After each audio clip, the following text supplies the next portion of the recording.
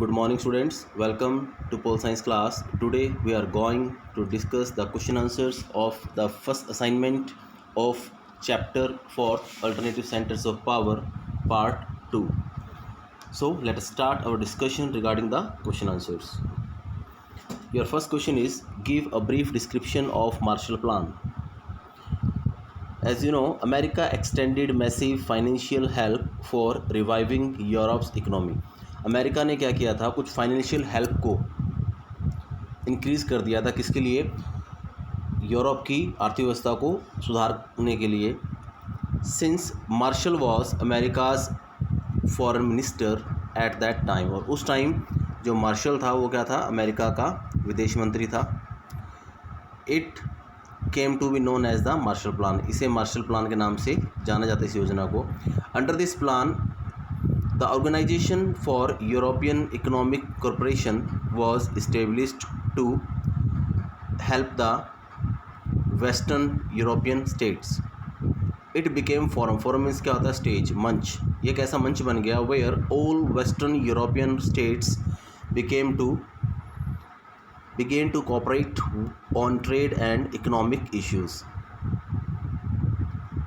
An active initiation means beginning of this organization brought success in paving a path for improving economy and construction and development of Western European countries, which were ruined destroyed in the Second World War.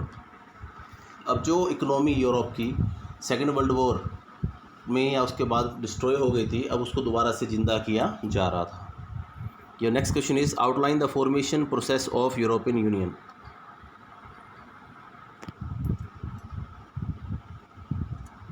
Under the Marshall Plan, the Organization for European Economic Cooperation was established in 1948. Marshall plan के under इसको establish किया गया था 1948 के अंदर. किस लिए? To help the western European states.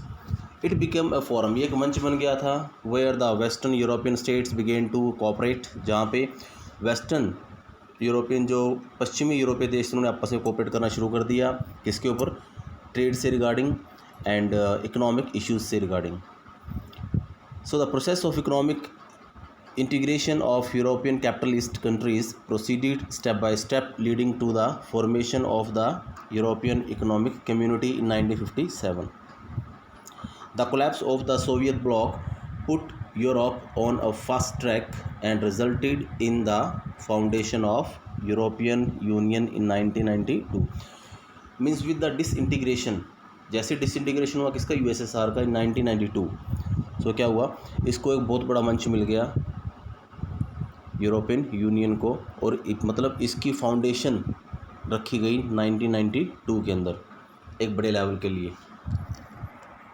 Your next question is, list the member countries included in European countries. The total number of countries has been expanded 28th after the involvement of Bulgaria and Romania on 1st Jan. So there are some countries which are the member of European Union. First one is Sweden, Finland, Denmark, Estonia, Latvia, Lithuania, Netherlands, Ireland, United Kingdom, Poland, Belgium, Germany, Luxembourg, Czech Republic, Slovakia, France, Austria, Hungary, Slovenia, Italy, Spain, Portugal, Malta, Greece, Cyprus, Bulgaria, Croatia, Romania. These countries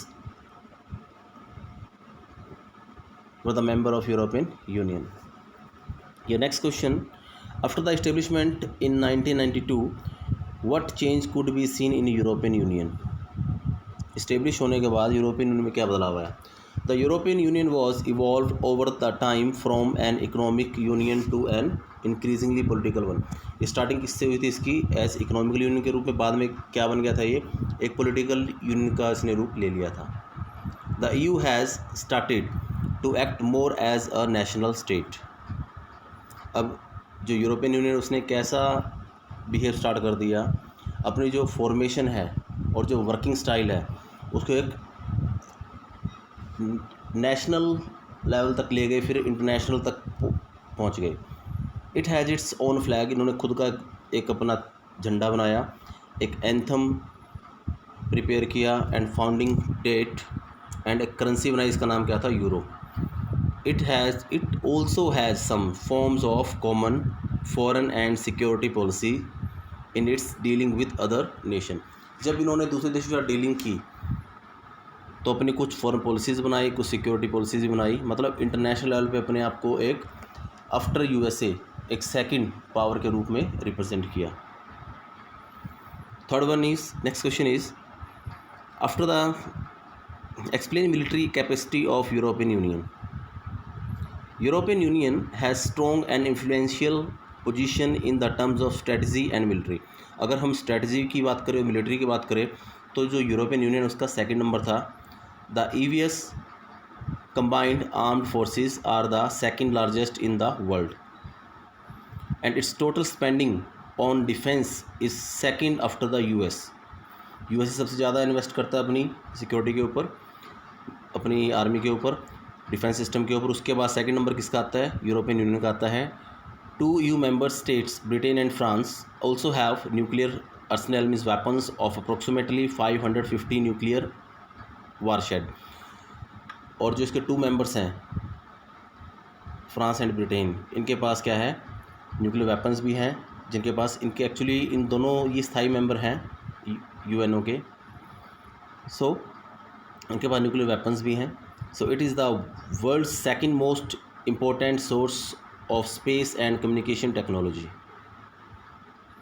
next question is, write a reason for the formation of European Union. क्या ज़रूरत थी इसकी, European Union की। European Union was formed to make all European countries capable of facing world's super powers. जब इनका actually main issue क्या था, agenda क्या था कि सुपर पावर्स को फेस किया जाए। इसके लिए उन्होंने क्या किया, एक ग्रुप बनाया था। सुपर पावर 2 थी उस time, America and Soviet Union. So at political, economic and cultural level and also to establish unity and cooperation between these countries. इन देशों के बीच में एक एकता स्थापित करनी थी, चाहे वो कल्चरल हो, चाहे इकोनॉमिक लेवल पे हो, चाहे पॉलिटिकल लेवल पे हो, ताकि जो सुपर पावर्स है अमेरिका और USSR, Soviet Union, America and Soviet Union, इन दोनों को फेस किया जा सके।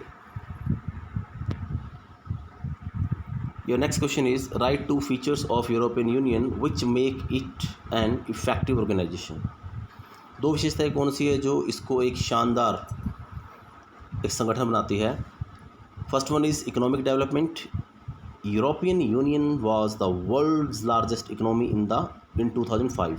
2005 में इसकी बहुत शानदार इकोनॉमी थी and it had a GDP of more than $12 trillion in 2005।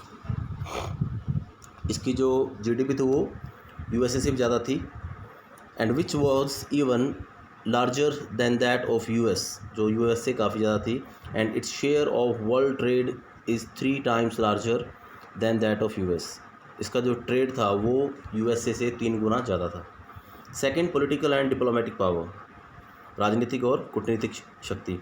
The EU also has strong political and diplomatic influence. इसका क्या था, ये काफ़ी स्ट्रॉन्ग जो राजनीतिक, मतलब प्रभावशाली राजनीतिक और कूटनीतिक प्रभाव भी था इसका। It is capable of influencing policies of all the countries including US.